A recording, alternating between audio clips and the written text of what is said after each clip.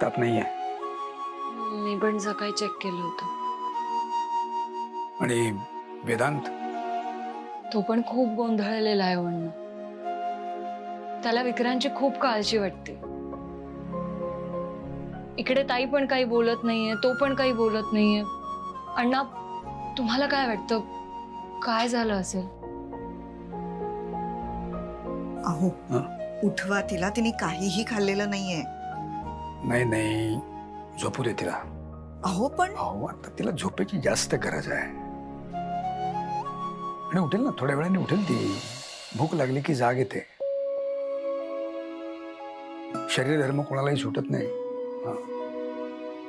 बरोबर, चला सगळेच बाहेर थांबूया.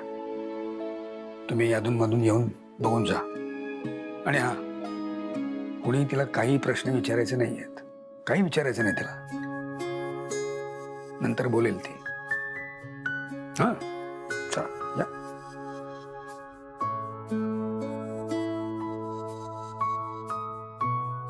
दार ओढून घे.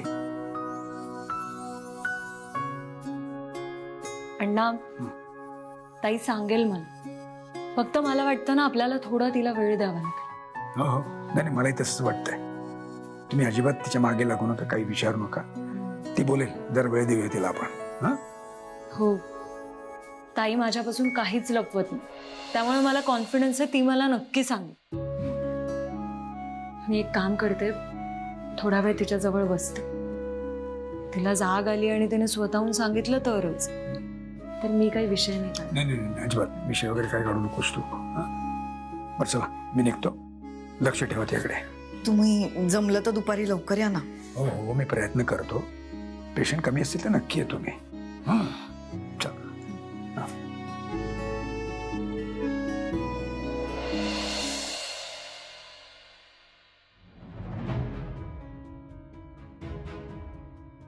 मी पाया पडते तुझ्या विक्रांत. प्लीज माझ्या मागे येऊ नकोस. अगं पण मला सांग तरी काय झालं. तू प्लीज मला काही विचारू नकोस. मला तुझ्याशी काही बोलायचं नाही आणि तुला काही सांगायचंही नाहीये. तू प्लीज तुझ्या घरी जा. माझ्या मागे येऊ नकोस आणि मला त्रास देण्याचा प्रयत्न पण करू नकोस.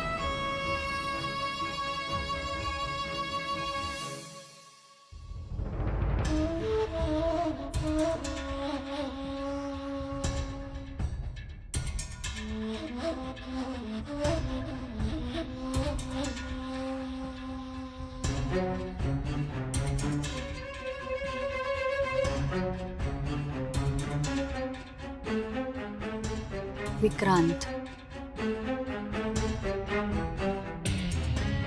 अजूनही त्याच मुलीचा विचार करतोयस ना? मी विरोधात होते तरी सुद्धा या लग्नाला हो म्हटलं. पत्रिका मागवल्या. गुरुजींनी सुद्धा सांगितलं की गुण सगळे जुळतायत आणि ती पळून गेली. आई म्हणून मी अजून काय करायला हवं होतं रे? सांग ना. विक्रांत, थांब. हे बघ, माझ्या मनामध्ये नसताना सुद्धा सून म्हणून मी तिचा स्वीकार केला, फक्त तुझ्यासाठी. कारण तू माझा मुलगा आहेस, माझा अंश आहेस. तुझ्यासाठी मी माझा हट्ट बाजूला ठेवला.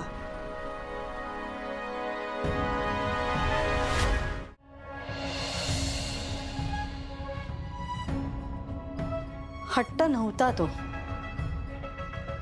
जग बघितलंय मी. माणसांची पारख आहे मला. शेवटी मी म्हणत होते ते सिद्ध झालं ना, की ती मुलगी चांगली नाहीये म्हणून.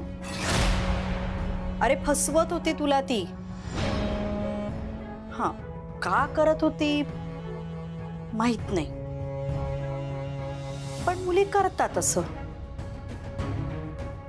कदाचित तिच्या मनामध्ये दुसरा कोणीतरी मुलगा असेल. नाहीतर का पळून गेली असती ना ती मंदिरातून?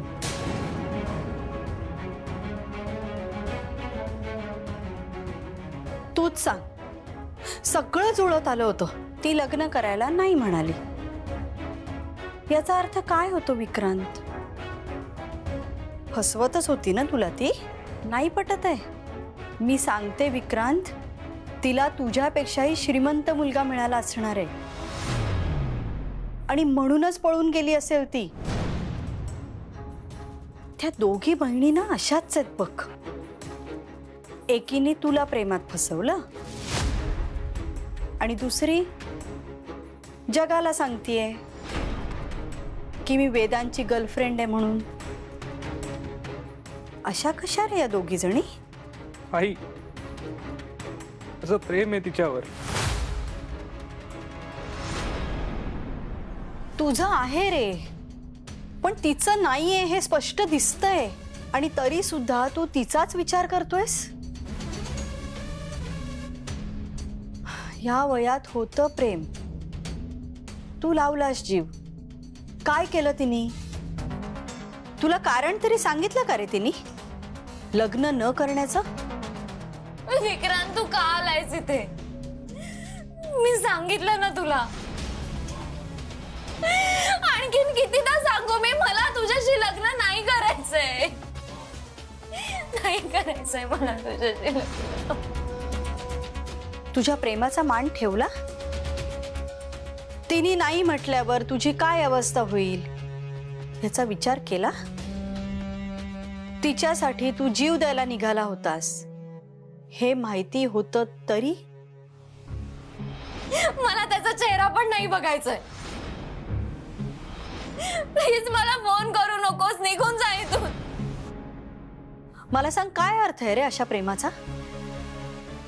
मी सांगते तुला विक्रांत, 10 दिवसात तू विसरशील तिला. काळ हाच उत्तम उपाय आहे ह्या सगळ्यावरचा. अरे आपल्या जवळचा माणूस गेला ना तरी सुद्धा महिन्याभरात आपण पूर्वीसारखे होतो. माझ्याकडे बघ, मी उदाहरण आहे तुमच्या समोर. तुमच्या बाबांवर खूप प्रेम होतं माझं, आणि त्या प्रेमासमोर ह्या प्रेमाची व्यथा किती काळ टिकणार आहे रे विक्रांत? काही दिवसांनी ना तूच म्हणशील, आई वेळीच डोळे उघडलेस ना माझे, नाही तर आयुष्यभर या स्वार्थी मुलीबरोबर राहायला लागलं असतं मला. तू बाहेर येशील रे या सगळ्यातून, आणि मग आपण तुझ्यासाठी छान मुली बघू. ही अशी पळकुटी मुलगी नकोच आहे रे आपल्याला. बरं, आता तू जास्त विचार करू नकोस ह्या सगळ्याचा. विक्रांत, मला सांग, आईपेक्षा कोणी जास्त प्रेम करू शकतं का तुझ्यावर?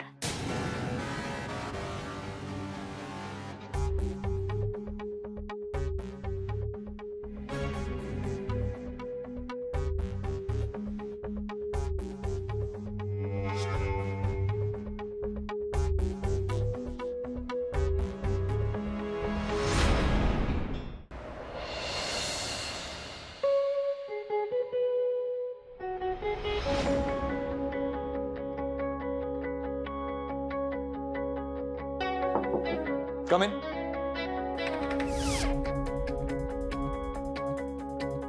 सर, बोलवलं तुम्ही? एक गोडबोले गुरुजी आहेत, पत्रिका आणि हात बघतात, त्यांना शोधून काढ.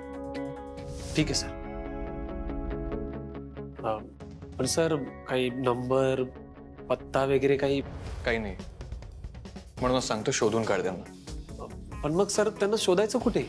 मी 8 वर्षांचा होतो तेव्हा माझी आई मला घेऊन गेली होती त्यांच्याकडे माझी पत्रिका बनवायला. जुन्या इतवारीमध्ये ना बडी मस्जिद आहे, तिथे कोणालाही विचार, गोडबोले गुरुजी कुठे राहतात, तुला कोणी सांग. ठीक आहे सर.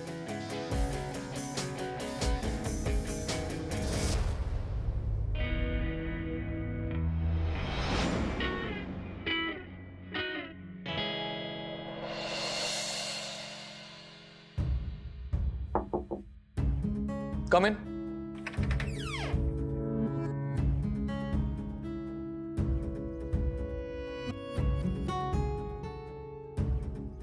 Good morning. बस.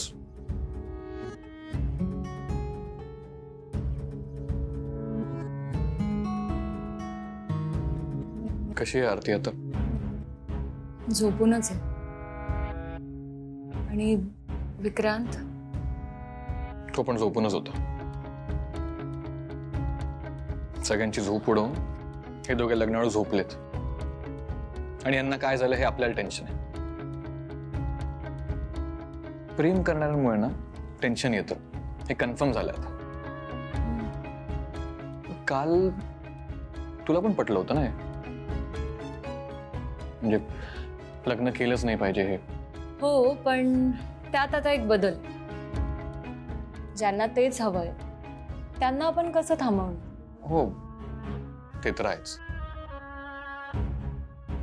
आधी ना माझ्या आयुष्यात एवढे प्रॉब्लेम्स नव्हते, पण जेव्हापासून आपला ऍक्सिडेंट झाला ना तेव्हापासून काही ना काहीतरी होतच माझ्या आयुष्यात. माझ्या पण. पत्रिका जुळणं न जुळणं हे खरं असतं का? म्हणजे मला तुला बघितला की राग येतो. हो, मला पण राग येतो. पण तरी आपल्याला तो 36 गुणी जोडी अवॉर्ड मिळाला. म्हणजे ऍक्च्युली आपल्या 36चा आकडा आहे ना. आपण आपल्याविषयी नंतर बोलूयात का? म्हणजे आपल्यात कितीचा आकडा आहे ते नंतर ठरवू. ठीक आहे. बाय द वे, मी विजयला सांगितलंय त्या गोडबोले गुरुजींना शोधायला. ते सापडले की भेटीन मी त्यांना. आणि काही कळलं तर चांगलंच आहे. ठीक आहे, येते मी.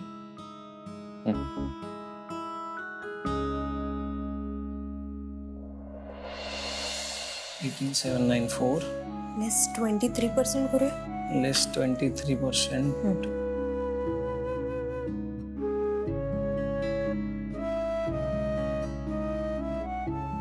मूल्या, काय ग, काय झालं? म्हणजे आरती बोलली काही? काहीच नाही वहिनी. अगं, ह्या दोघांपैकी कोणीतरी काही बोललं तर आपल्याला कळेल ना. घरी सांगायला हवं. आम्ही दोघं घरी येऊ का? नको सार्थक, म्हणजे मला वाटतंय आजचा हा एक दिवस जाऊ दे. मलाही तेच वाटतं. आज ताईला कोणीही भेटलं ना तिला खूप त्रास होतो. वाटलं नव्हतं ह्या दोघांच्या लग्नामध्ये इतके अडथळे येतील. हो ना.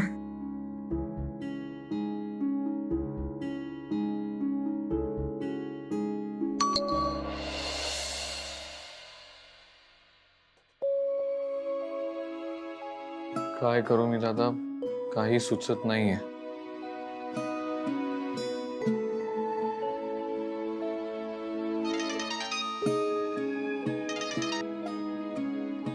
विक्रांत, काय झालंय? दादा काय करू मी? असं वाटतंय कशाला काही अर्थच नाहीये. तू तू तू कुठे आहेस आता? घरीच आहे.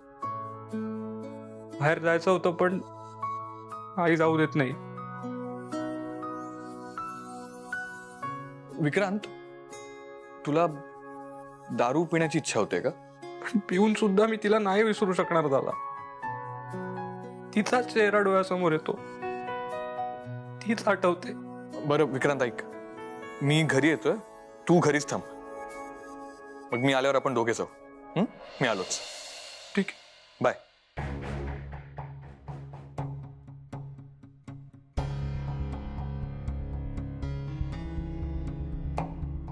विजय, केबिन मध्ये लवकर.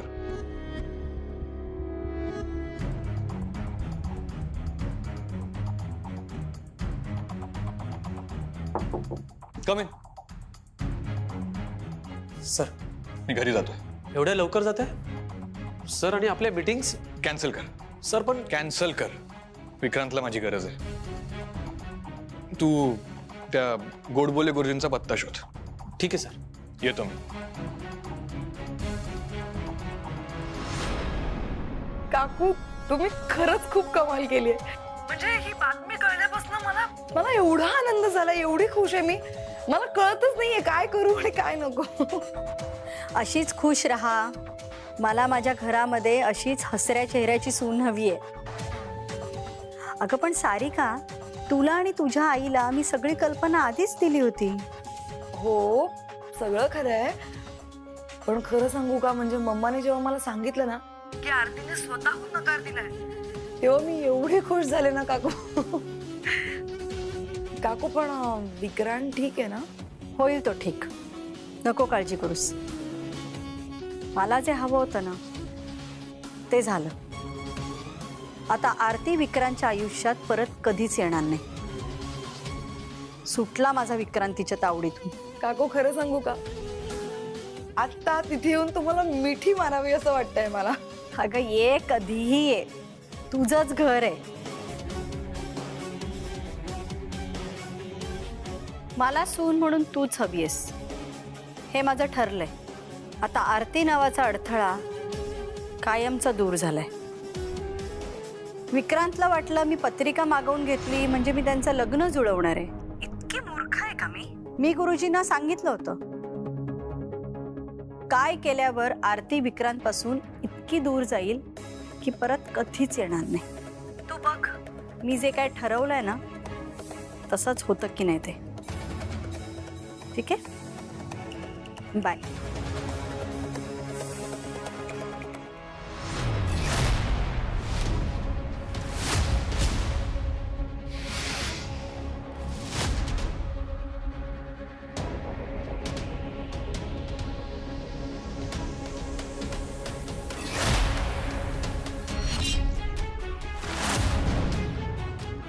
तू कधी आलास? आत्ताच. अरे फोनवर बोलत होते त्यामुळे कळलंच नाही तू कधी आलास ते. लवकर आलास आज ऑफिसमधून? विक्रांतचा फोन होता, त्याला करमत नव्हतं. त्याला बाहेर जायचं होतं आणि मी त्याला नाही सांगितलं. आणि वेदांत, मी तुला सांगितलंय ना तू तुझ्या कामाकडे लक्ष दे, तरी सुद्धा तू लवकर आलास. आई, माझं लक्ष आहे कामाकडे. मी विजयला सगळं काम समजावून आलो. मी येतो विक्रांतला भेटू.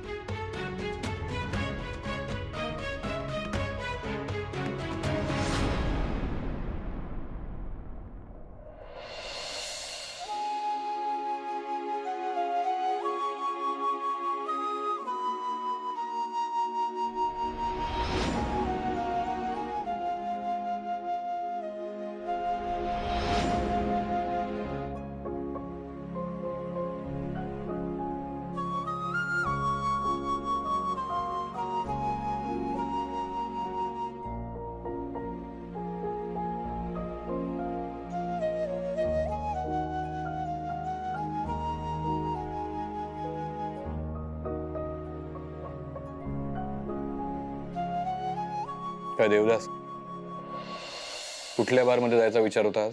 चिडू नकोस ना दादा. विक्रांत, मी चिडत नाही, नॉर्मलीच बोलतोय. कुठे जायचंय? कोणता बार? नको,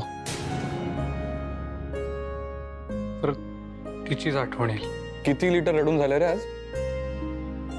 आणि ती काय तुला परत परत रिवाइंड करून दिसत असते का? म्हणजे आठवणींच्या क्षणांचे फ्लॅशबॅक्स येतात का तुला? आणि काय रे, कलर मध्ये येतात का ब्लॅक अँड व्हाईट मध्ये?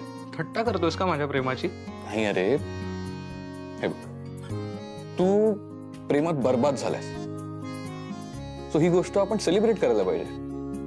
चल मस्त रेडी हो, बाहेर जाऊ, दारू पिऊ, रेन डान्स करू. अरे पाऊस पण सुरू झालाय, चल. आता क्रूर माणूस आहेस तू. मी ऐकलं होतं मी थोर आहे. विक्रांत, आरतीशी लग्न करायचं ना तुला, मग चल. नाही म्हणाली ती. कसं होणार आहे लग्न? मी येऊ ना. चल चल चल, उठ, आपण बाहेर जातोय आणि फक्त आपण दोघं, बडा बाई छोटा बाई, मस्त मजा करू. रेडी हो? मी आलोच.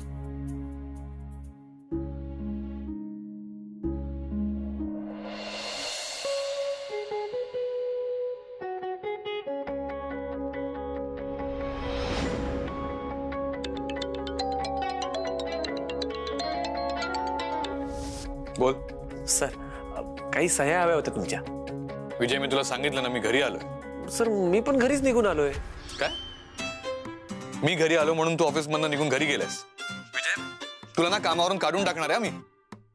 सर, मी तुमच्या घरी आलोय, तुम्ही आहात ना तुमच्याच घरी.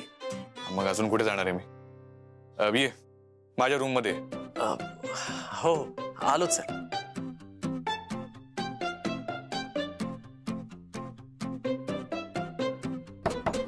ये.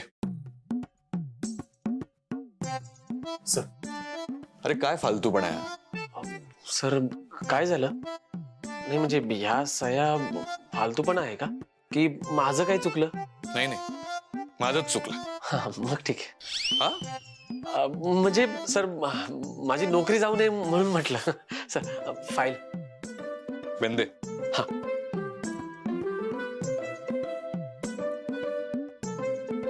प्रेम आणि लग्न या जगातल्या दोन सगळ्यात फालतू गोष्टी आहेत. हो सर, तुमच्यासाठी.